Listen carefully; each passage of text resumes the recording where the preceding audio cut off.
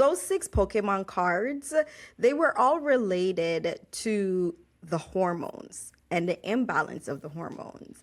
So what's happening in our bodies in our 20s, early 30s, is that our estrogen, our progesterone, our testosterone levels are all within a range that's very well balanced. Yes, we go through the cyclical portion because of our menses, but overall, it was at a high level that our body was functioning at its best.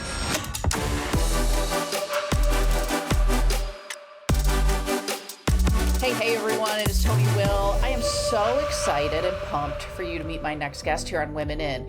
But before you meet her, let me tell you what you're listening to. Women In is a podcast that celebrates women from all walks of life and the people who uplift them. Each episode features incredible voices from my world, sharing stories that spark inspiration, challenge the status quo, and remind us that empowering women empowers everyone. This is a bold, curious, and uncensored space where disruption is welcome, forward thinking is encouraged, and change is the goal. I'm passionate about breaking down barriers, not just for us, but for the next generations. Whether our paths cross professionally or personally, these conversations matter. Let's dive in and celebrate the power of connection, growth, and the people who are shaping our world, and this woman is definitely one of them. Dr. Tamara Beckford is a board-certified physician, founder and medical director of Truly Balanced Wellness Care, a telemedicine practice dedicated to helping women in perimenopause and menopause restore balance through hormone optimization, weight management, and personalized care. She combines medical expertise with compassion to help women reclaim their energy, confidence, and well-being at every stage of midlife. Dr. Beckford has been featured on and in Fox 26, Forbes, Yahoo Finance, Voyage Houston, LinkedIn News, Rolling Out Magazine, and Kevin MD. She has appeared as a wellness expert on more than 100 podcasts and has delivered talks to audiences at Vanderbilt University, Power to Fly, the Garden State Bar Association, Black Enterprise Week sponsored by Chase, the Association of Black Women Physicians, Centerpoint Energy's Power Tools Conference, and so much more. She has co-authored 2 best-selling books as well, Made for More and Thriving After Burnout. The New Jersey Academy of Sciences recognized her as a COVID-19 hero for her work during the pandemic. Wow. Hi, Tamara. Hello, Tony. Or Dr. Beckford, as I should say, because you have earned those credentials and you're using them for sure. So welcome to Women In. Thank you. Thank you for having me. And thank you to your listeners for also having me as a part of your day, your night, or whenever you're listening to this wonderful conversation. Yeah, we are going to have a wonderful conversation. This isn't our first conversation. No. So Tamara, tell everyone how you and I met. All right. So we actually were on a podcast together. So Tony has been on my podcast, which is called Menopause Stories Podcast, where she blew it up, gave the real deal Holyfield, like I would love to call it, on her journey and, her journey through menopause and what she's going through. And the important thing about it, it was very, very well received by my audience because it was so honest. And the biggest thing that we wanted to let all our women who are going through this midlife portion know is that you're not alone. A lot of us suffer in silence because we feel as if some of these aches, these pains, these insecurities, that it's just us. Like, it's just me. I'm not recognizing myself. And, so if I'm not recognizing myself, then a lot of us start to withdraw. But we really were bold and in their face and saying no, it's okay to go through this portion in life. And I was just so honored to have her as a guest and really telling her story to my audience. Yeah, that is exactly how we met. And then I already had you booked on my podcast, yeah. and here we are. Here we are. And so let's talk about perimenopause, menopause, as and after I did this episode with Tamara, then I sent out a weekly email blast, and the picture of me was me next to a thermostat in a hotel that I was staying in, and I had it cranked down to 64 degrees, and I shared my where I'm at, my perimenopause journey, and so and then I attached the podcast episode.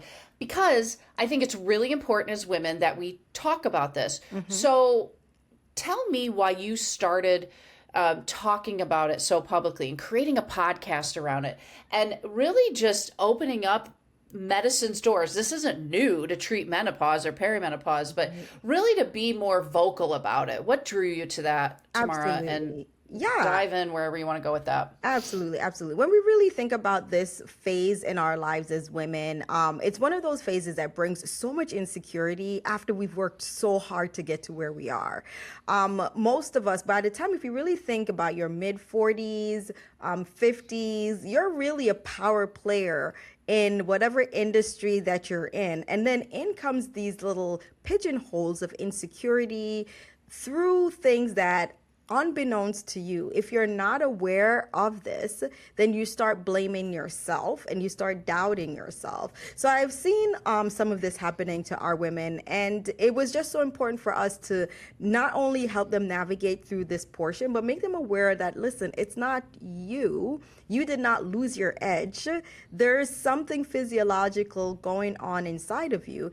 And when you're aware, then you can now take control of this situation, whether it be either through natural or, you want to do hormone replacement. Whatever decision you make, it's fine. But the biggest thing is knowing that you did not lose your edge. And once we started to put that out there, then, it resonated with women, because during this portion of our lives, as I mentioned, when you start having these brain fogs, like all of a sudden you were just so sharp. And like I said, by the time you get to this 40s or 50s, whatever it is that you are doing in life, you've really commanded, you have your expertise under your belt. You can do a lot of these things with your eyes closed. Someone could wake you up at 3 o'clock in the morning and ask for ABC, and you're like, DEF, or bye, because you're so good, right? But then all of a sudden, you're finding yourself stuck. You're finding yourself not being able to recognize. And even you hear this phrase like, I don't feel like myself. And that's a big phrase. So it happens to so many women. It happened to me. And I found myself in that space where my training, as we'll put out there, I do have a menopause and women's health practice, but I'm also trained in emergency medicine. And, I've been doing that for 18, 19 years. I mean, you wake me up, blah, blah, blah, A, B, C, D, E, F. That's just me. But then when I'm finding myself during these portions of the day, sitting down at that computer and staring at it and saying, okay, I know, what is it that I was going to do? What was it? Okay. When I'm here having to pep talk myself into simple things, going into a room, and that's it. I knew I went in there for a reason. What am I doing? What am I doing? Why am I in front of this refrigerator? It's because the refrigerator is next to the pantry, but you were on your way to the pantry. You stopped in front of the refrigerator and you're staring at it. But what you needed was in the pantry. But you can't even remember why you're even in the kitchen.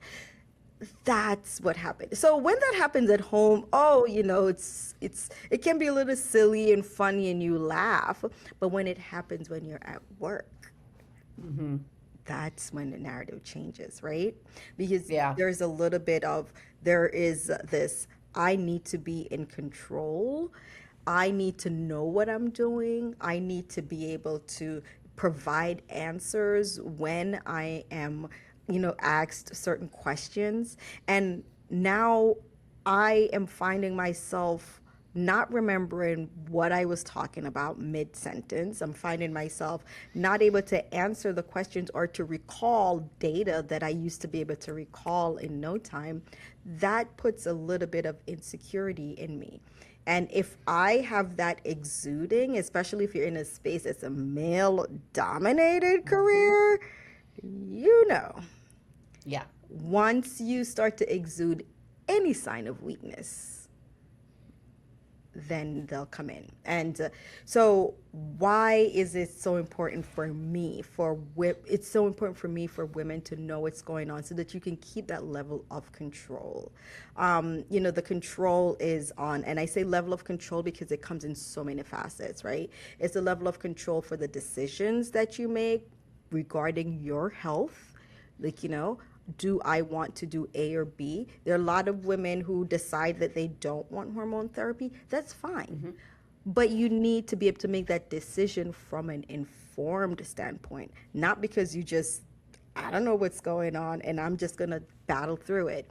You need to understand the risks. You need to understand the benefits and make every decision from that level. And that's why it's so important for me to put out there about this perimenopausal phase, because we need to keep the control within this woman for us to be able to control what's going on in our lives, physiologically and also emotionally and psychologically and career-wise. So that's really my fervent, and that's my soapbox. And like they said in the commercial back in the 90s, and I'm sticking to it. Hey, well, and that's the thing, that we're when we decide to speak up, we're doing it out of passion, out of a calling, there's something that it put us on that soapbox, and that's why we're so willing to talk about it. Yeah. So menopause, just for everyone's knowledge, and I'm not a doctor at all, but menopause is one day, you know, it's just one day. Perimenopause can be years. Yeah, it can be up to 10 years. 10 years, yes. Everyone. And it doesn't necessarily mean your 40s too. I mean, no, they're in the late 30s. So here's the thing and I'm so glad that we're having this discussion, and our ladies that are listening in and our conversation. When we think of menopause and perimenopause, the biggest thing everyone think about is hot flash. And so if they haven't had a hot flash, they're like, well, I'm good. I haven't had hot flashes. So I'm obviously not in perimenopause, or I'm obviously not in menopause, when that's just one of the myriad of symptoms.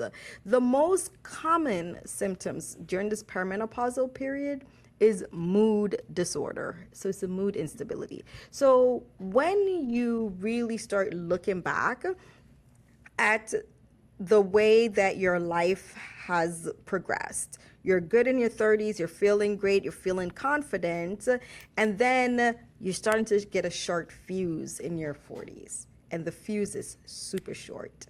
You're starting to notice that things are setting you off, and you don't know why. Emotionally, either you're getting angry or you're crying, or you're starting to notice this level of depression that's creeping in, and or even this level of anxiety. You never used to be an anxious person, and you're looking like, why am I feeling anxious? These are some of the symptoms that creeps in, and some of it before the hot flash. So if you've never had a hot flash, but you're having some of these other awkward symptoms, you're in perimenopause.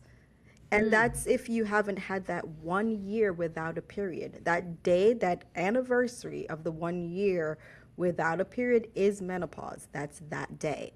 After that day, it's postmenopause. But you can still have all of that without a hot flash. Yeah, it's fascinating. And the other thing is too, and so I do not have periods because I have an IUD. And so I did not start to notice that I was in perimenopause till I woke up with night sweats.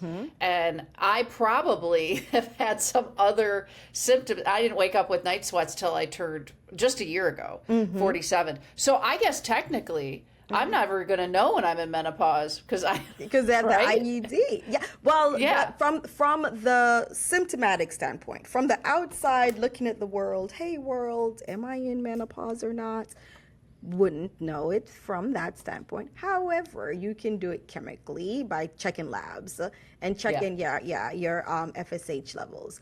But when you're using the external symptoms, no. But if you really were looking, and like this perimenopausal period, if you went and started looking at some of those symptoms, we talked about the mood, We didn't even talk about the joints. The joints. Yeah, and this is important. What is the, tell us more about the joint side of it. Absolutely. So it's called the musculoskeletal syndrome of menopause. And what happens is that we start to develop inflammation in the joints because our estrogens help to protect our joints. It helps with the lubrication, making of the lubrication, and decrease in inflammation all throughout our body. And the joint is, one of the beautiful spaces that it does so. When our estrogen level starts to decline, then it increases our risk of getting an inflammation. And that inflammation for some strange reason, a lot of it happens within the shoulder. And that's that frozen shoulder syndrome that a lot of women start to notice. So it's kind of right now is one of those retrospective analysis that we started to notice. I'm glad for our orthopedic colleagues who were there, treating in the frozen shoulder, and then bringing us within the menopause community, bringing forth this information about estrogen and estrogen receptors being in other parts of our bodies, and estrogen playing a major role in other than just fertility within our body. And then they started to look back at the age range, and they're like, well, we are noticing a lot of frozen shoulders were within this particular age, which was the menopausal age. So that is one of the facets that's out there, and it's one of the things where for us as women, as we're going through this perimenopause, if you start having these out of the blue inflammation, like, you are an athlete. Like, I was even talking to a colleague of mine, her friend, like an athlete. I mean, like, played tennis all day, like very, very, very athletic, also in healthcare, in the Army Reserve. So, she's like very, very hardcore. Out of the blue, boom, started having hip pain, joint pain. That's the bursitis. That's the inflammation of the joint. That is more likely related to perimenopause, the inflammation. And so one of the things I joke about this, but it's funny, but it's so true. Women, when we start to collect doctors like Pokemon cards, it's time for us to start thinking this might be related to perimenopause. And this is what I mean. You're noticing, out of the blue, my hip or my joint is aching. Oh, let me see my orthopedic doctor. I'm noticing that I'm having some dizziness, lightheadedness. Let me go and see my cardiologist. I'm starting to notice that I'm having itchiness behind my ears. Oh, let me go see this ENT doctor. So you start collecting them. Like my stomach, oh my gosh, I'm gaining all this excess weight, and I'm not digesting. Let me go see the GI doctor. I'm starting to notice that I am having vaginal dryness. Let me go see OBGYN. That's 5 sets of symptoms. Those are 5 doctors. So those are your Pokemon cards. So you've collected 5 Pokemon cards at this point. It's probably time for us to take a step back. And we didn't even talk about the mood disorder. So let me go see psych. Yes. Maybe it's not out of the blue. You have broken down to the point that you need 5 specialists. Let's take a step back and see what's going on. And, it's important to bring that up to your doctor. So yes, you get the workup, but if the workups are normal, big air quotes, everything looks good, it might be related to perimenopause. So let me ask you this.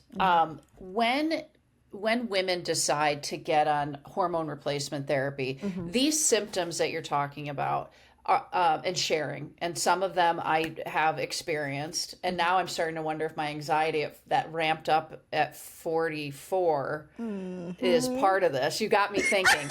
So this is good. This is why, teach me. This is why one of many reasons why I have this podcast. Yes. But does HRT, hormone replacement therapy, does that help with we have 6 Pokemon cards right now, and our analogy, does that help reduce the number and treat a lot of what we're talking about? Yes. So those 6 Pokemon cards, they were all related to the hormones and the imbalance of the hormones. So what's happening in our bodies in our 20s, early 30s, is that our estrogen, our progesterone, our testosterone levels are all within a range that's very well balanced. Yes, we go through the cyclical portion because of our menses, but overall, it was at a high level that our body was functioning at its best. Once we get to the perimenopausal period, it's fluctuating, but it's fluctuating on a curve that's going downward. So it's not like today we're at 90 and tomorrow we're at like 25, and it just happened, and we're at 25 for the rest of our lives. It might go up and down, but steadily it's declining over the next few years. Once our body loses that estrogen, and estrogen, we're realizing, was protecting so many parts of us. It was protecting our mind. It was protecting, because the brain fog that you're having is because the estrogen level is going down. The anxiety level, some of that is related to estrogen or progesterone. Progesterone helps with mood stabilization. So it helps with the serotonin and the dopamine, for the receptors to work. So when we start having that estrogen levels going down, we're not having that buffer, right? And therefore, we start to notice these symptoms within ourselves when and then it fluctuates in the initial portion during the perimenopause. So, and I think that leads to some of the gaslighting that we do within ourselves, because I felt horrible last week. And so, but then this week I feel great. So I'm like, okay. And that's because of the fluctuation. Last week, the levels were low. This week, the level is back high or normal. So I feel better this week. So I start gaslighting myself about last week. Yes. Like, I'm going crazy. Yeah. Like, that was just but then when it happens again, I'm like, well, I'm going to feel better. But then the feeling better, the periods between start becoming less and less. But we've already gaslit ourselves. And that's probably related to one of the reasons why it takes us so long to go and get support. Right. And, but to answer the question, yes, replacing the hormones, what it does, it allows you to have a steady state within the body. So when the hormone levels start to dip naturally, your body is getting aid in producing that steady state of hormones. So you're no longer getting that fluctuation where last week I felt great, this week I feel like crap. I'm talking to myself and saying, well, you better buckle up, Chucky, because you can get this done, and I don't know why. But next week, I feel good again. And it was like, see, I told you, all you had to do was ABC and you'd have been back to normal. And then we keep this mind drama with ourselves. Once you get those levels in a steadier state, you have less of that fluctuation. You start to recognize yourself again. And so when you start recognizing yourself, and then you're able to determine a true crisis from the made-up crisis that occurs because you're in such an emotional state.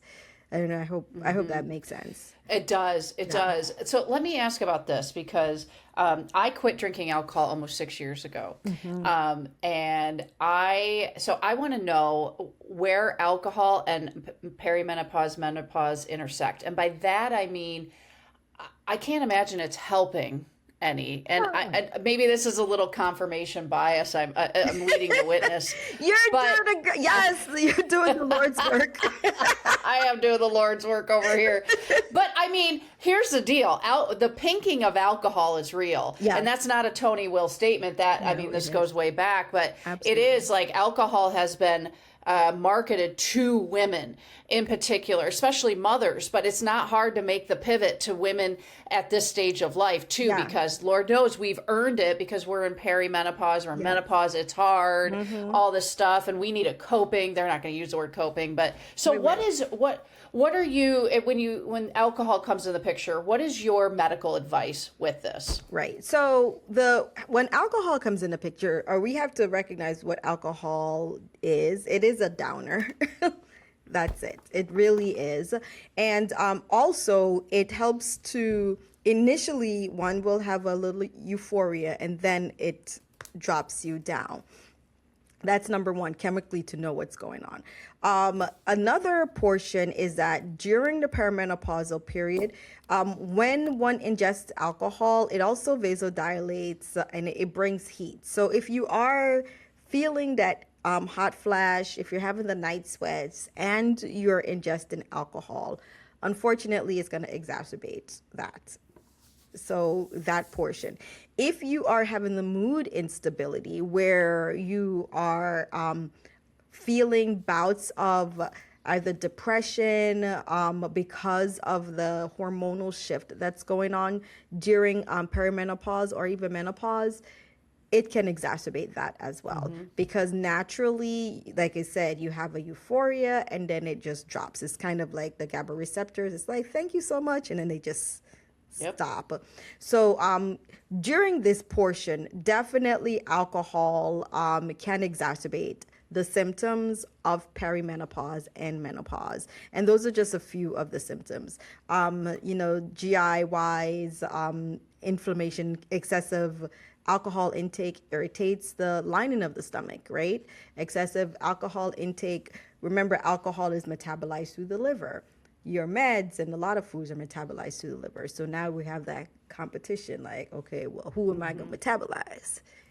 Yeah. Right? So it causes like inflammation, excessive alcohol. We already know that it can cause liver disease, which is inflamed. Once the liver cells are inflamed, they can't really do their job, which is to help the filter, because our liver is the body's filter. So if it's unable to filter out the toxins, then the toxins stay within the body. And that's why whenever you have anyone who's ever had like liver disease to the point like either liver cancer or any form of really enlarged or excessively inflamed liver that it can't do its job, it can't process and filter out the toxins, and then the toxins stay within the body, and some of that can crosses the blood-brain barrier. And so that's why you have what we call in medicine, we call like hepatic encephalopathy. And hepatic is the medical term for the liver, and the cephalad is the head. And so it's the inflammation. So a lot of like the chemicals, like ammonia is one of the byproducts that once the body is unable to filter out the toxins, and you have a byproduct ammonia that circulates within the blood and it crosses the blood-brain barrier, and that leads to that person initial stages of that is that they might appear more confused, lethargic, and then it can end up in a stupor. And so yes. Yes, alcohol, yes. And then also pertaining to from the marketing standpoint, yes, alcohol is being marketed more and more to women. And you can see that in the commercials, a lot of the way that they have paired the drinks, because a lot of the initial alcoholic drinks, they were like straight and, bitter, and women were not going to drink something bitter, but now they've made lots of cocktails. And so that's how adding fruits and and so those are the subtle ways that it's being marketed to women, is through these adding these flavors that are like, oh, well, it's not so bad, it's a daiquiri, it's strawberry daiquiri, mango daiquiri, lychee. It's so palatable, and that's it. Yeah. That's just how it works. I want to shift gears a little bit, because I would be remiss if I didn't ask you about this. Sure. For anyone that's not watching this and you're listening, you may or may not know Dr. Beckford. She's a strong Black woman. And so I want to talk about being a Black woman in medicine. And this is a big question, so but I want to know what your journey has been like with medicine as a Black woman, because female doctors alone are in the single digit percentile. Mm-hmm. And then being a Black woman would make you even more, a minority I'm on in the top of a 2%. minority. Yeah, you're in the 2%. So 2%. I want to hear about that. Yeah, all right. So the journey in medicine, into medicine, it definitely wasn't easy. And I can say that one of it's one of the facets that I've been blessed with being placed in the right environment. And one of it is being placed in the right environment, and then the second half is choosing the right environment. All right, so the placement occurred, this is during the earlier years, the teen years. I had a family, like my parents, who had the foresight to say, okay, this is medicine that you want to do. Let's get you into programs that are geared towards providing an environment for that. And these are programs that are government funded programs that were geared towards minority students who want to be exposed. Like, that's literally it. Just an exposure into a career in medicine. And the having that exposure during the teenage years was very, very, very powerful. One, it helped me to realize what career I wanted, because initially I thought I wanted to be a pharmacist. And then I got exposed to clinical pharmacy, and I realized that wasn't it. I wanted to have more of the interaction with people. I wanted to communicate. I wanted to, I'm an empath by nature, so I wanted to have more interaction, a bedside interaction. And so that allowed me to say, okay, clinical pharmacy wasn't it, medicine, this could be it. Now, from that interaction, I got the exposure to see other people that look like me. Now, in medicine, depending on where you are in this country, and for those who are abroad listening, this is in the United States, you might not see someone that looks like you in your profession. And there are lots of students, there are lots of residents, and the resident is once you graduate medical school and you're doing your training, that's residency, who they're the only person of their ethnic background in the entire class. And you can imagine how painful that is. So when I say that the placement is the exposure that I got, the me choosing is that I was able to choose to go to a medical school that had a big sense of diversity to it. And as Rutgers, New Jersey Medical School, NJMS, when I was there, it had a long name. It was the University of Medicine and Dentistry of New Jersey. So yeah, is long. A long name. So now, but that being me choosing that environment helped to build, because you need support whenever you're going through something very, very, very rigorous. And medicine is a very rigorous, training, or even before you even get to the training part, just the med school is very rigorous. Now, in training, I trained in Philadelphia and at Thomas Jefferson, which is now, all my schools and names are changing. I think it's now Kimmel. That's okay. It's okay, all right. But it's Thomas Jefferson Hospital, University Hospital. And that was also a very diverse class. For each class, there are 12 residents. So it'll be a class of 36. And at that university hospital, I got another set of exposure. And it helps to solidify some things. You definitely, as a minority, you have people that are supporting you that are not in front of you. And that's so important. As a minority, when you step onto the floor or even into the hospital, there is a set of pressure that I don't think a lot of people are aware of. And the pressure it's an environmental pressure and it can also be psychological, because the error that you make is not just the error that you made as an individual. The error can be extrapolated to your entire like race or your ethnic background or your gender. And with that comes a lot of pressure.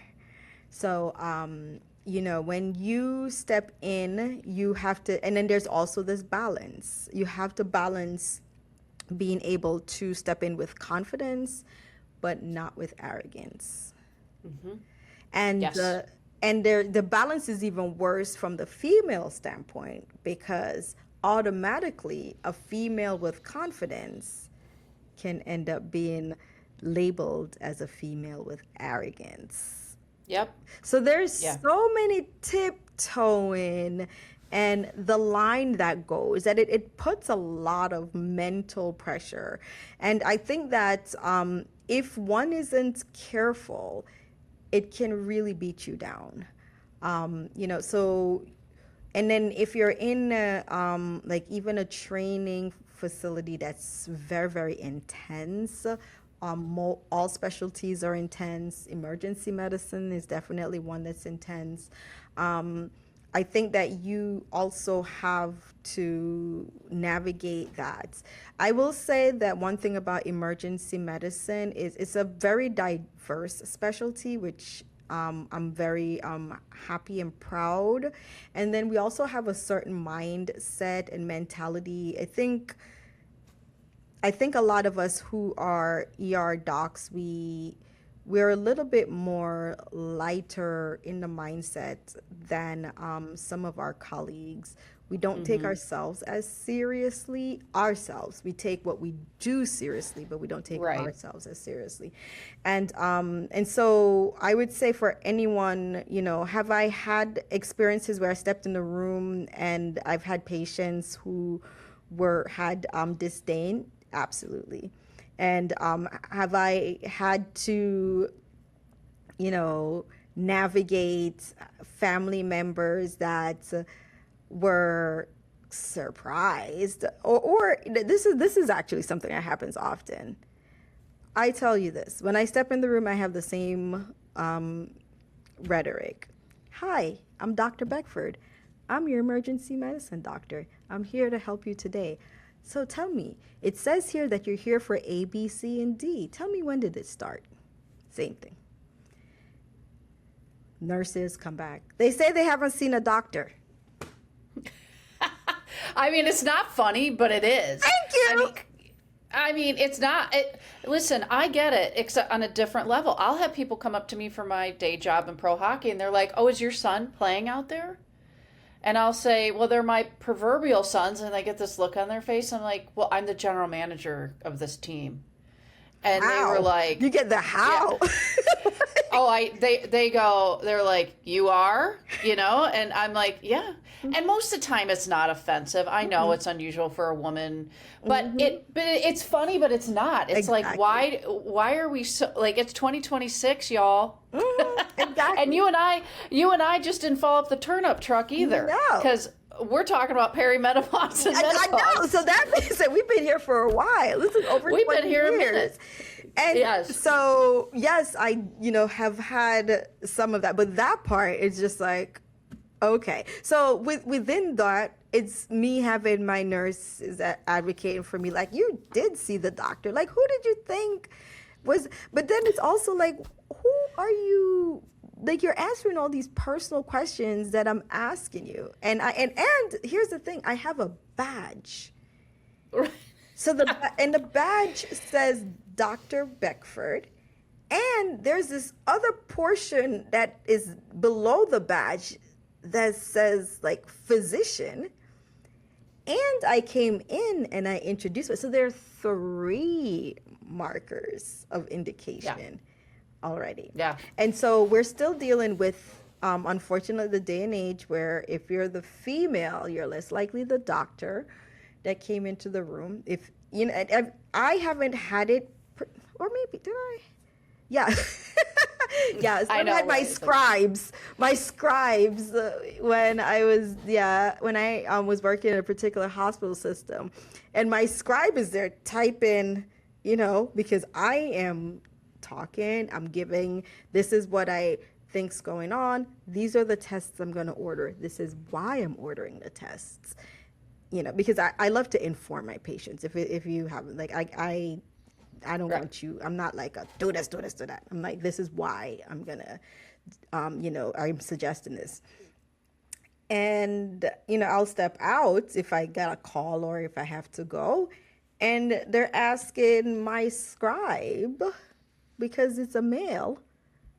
Well, he's like, I'm an undergrad, mind you. Like, I have a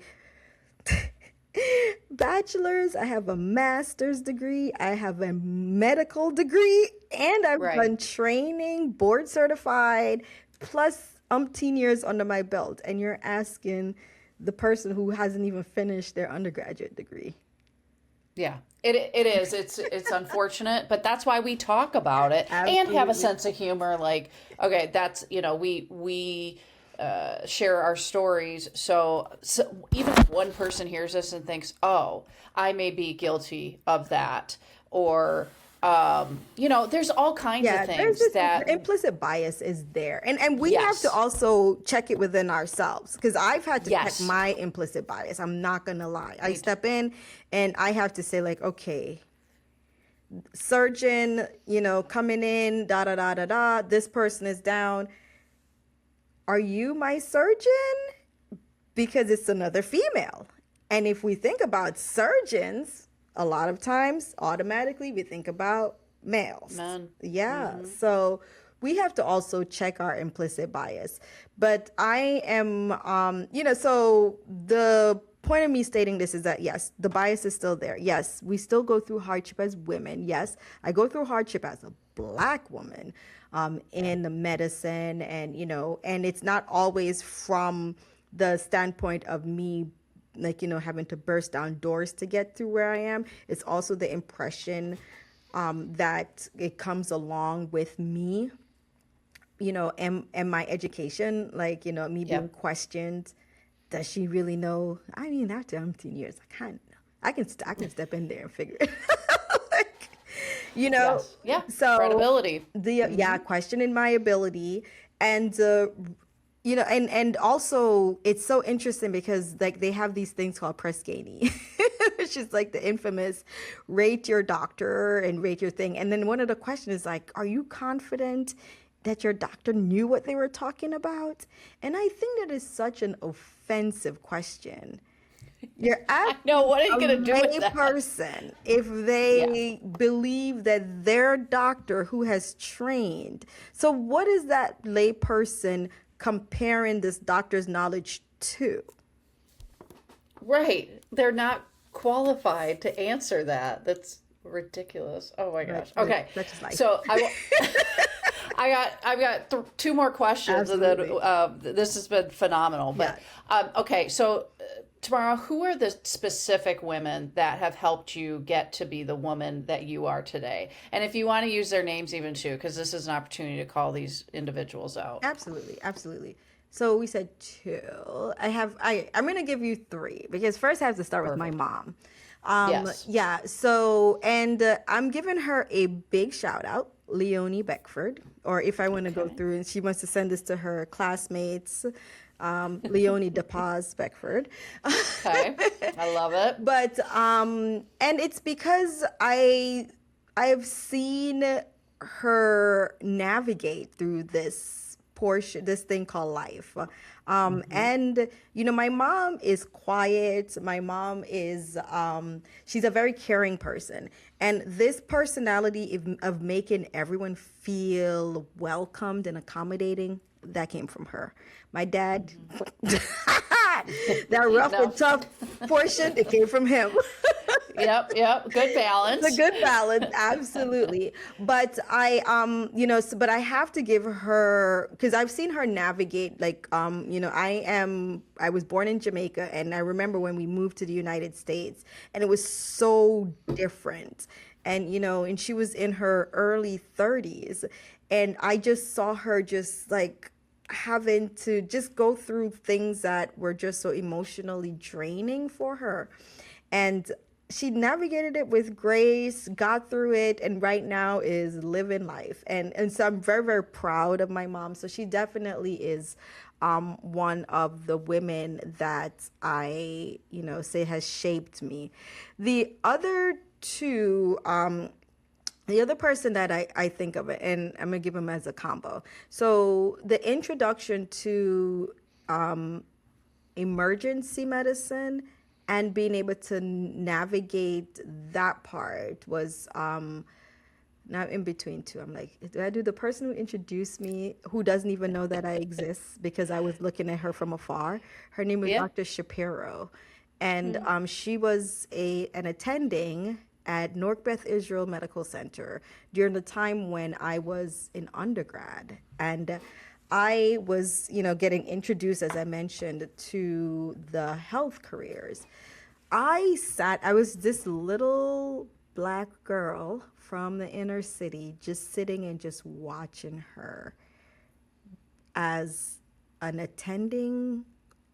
female attending emergency medicine doctor who was like 7 months pregnant. And she was just doing her thing. And I was just so in awe. And I'm like, wow, look at her. And it wasn't that she was mean and she was tough and she was tough.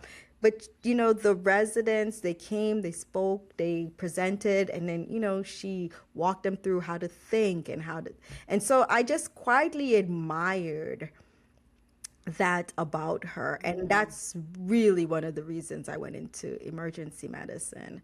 Now, now going into like the perimenopause, menopausal period, I can say that some of the women who has shaped this portion, I would say one of my physician colleague friends, Rachel Rubin. So Dr. Rachel Rubin. And reason that I am giving Rachel a big shout out is because I saw Rachel and we met like back in like the 2021 era, and she was just always a big proponent of, like, she was like, vaginal estrogen we need to protect women, and she's a urologist, sexual medicine specialist, and she was like one of 5 doctors in the whole United States that was trained in sexual medicine at the time. And her fervence and her like tenacity, and she just kept going and going and going, and that tenacity, her plus a lot some of her colleagues is why they removed the black box warning from the estrogen. Yeah, It's awesome. yeah. And so, and seeing someone who is just so passionate about women's health, passionate about our care, passionate, and is not afraid. She's a lovely person in person. She's out there and she's doing the work. She's doing the work on Capitol Hill. She's doing the work behind the scenes. And she still gives back, because she gives back to the VA hospital there every week, when she can.